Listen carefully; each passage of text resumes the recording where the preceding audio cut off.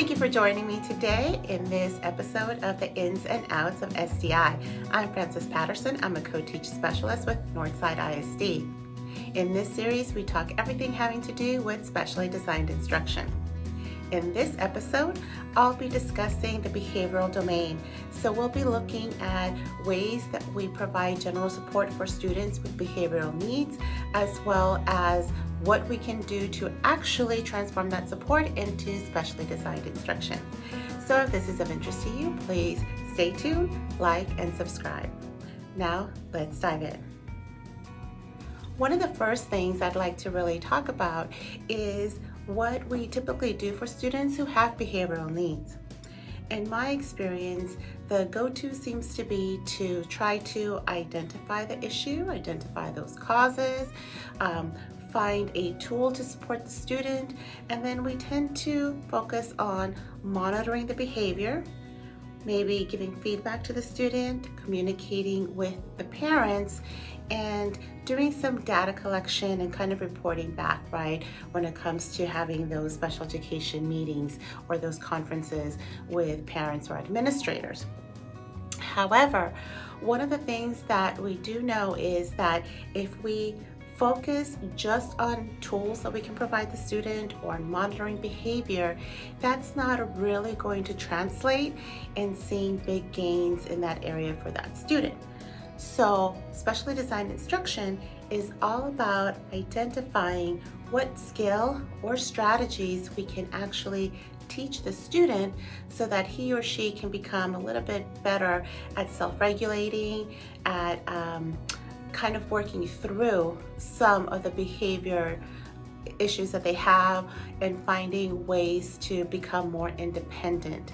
So again, that's one of the key goals with specially designed instruction. It's always to increase that student independence. One of the resources that I do like to use to kind of get me started, or if I am stuck and I'm not sure how to proceed, is the Behavior Intervention Manual from Hawthorne Educational Services. The reason why I like this tool is because it's a nice starting point. It gives me just enough information without overwhelming me and causing me to kind of get lost in the weeds and go down this rabbit hole. So it just keeps it really simple, and it's just a nice starting point. One of the features that I do like about the manual is that everything is organized in the same manner. Now, the full title is actually Behavior Intervention Manual, Goals, Objectives, and Intervention Strategies. So the first portion always begins with examples of goals in this area, followed by objectives, and then by a list of possible strategies that you can use.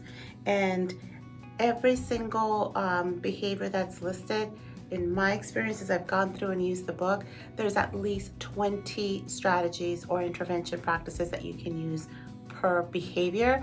Some of them go as high as even like 50 or almost 100 for each.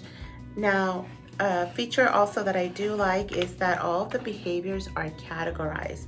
So for example, you have academic performance or functional behavior, emotional or physical well-being, group behavior, hyperactive or impulsive behavior, and inappropriate behavior. So under each of the category, you'll see listed more specific behaviors. And when you turn to that page, again, it starts off with some of the goals, samples of objectives, and a whole list of strategies. Another tool would be the Teacher's Resource Guide, also by Hawthorne Press. And this one's a little different in that it doesn't just focus on, let's say, like behavior problems per se.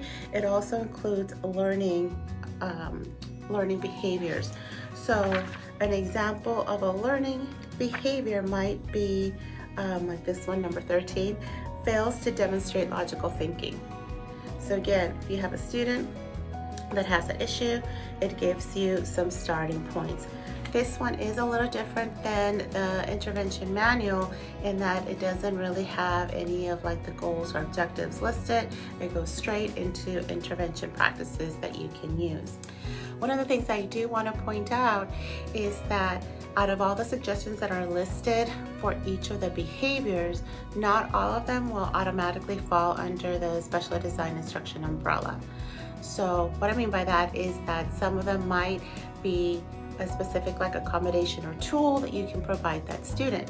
So if we left it at just that and followed that suggestion, right, and we just gave that student that tool or made perhaps a change in their seating, that would just be an accommodation. Now for us to actually label it as special ed design instruction, that tool or that accommodation that we provide the student would also be paired up with actual instruction.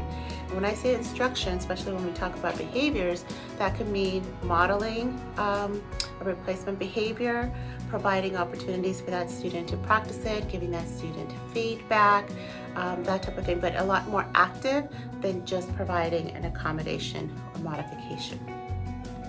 I hope you find the time to check out these two resources. I'm going to go ahead and leave the link to Hawthorne Education Services in the description box below.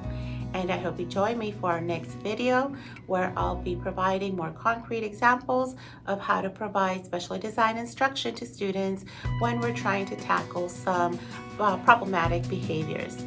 So until then, bye-bye for now.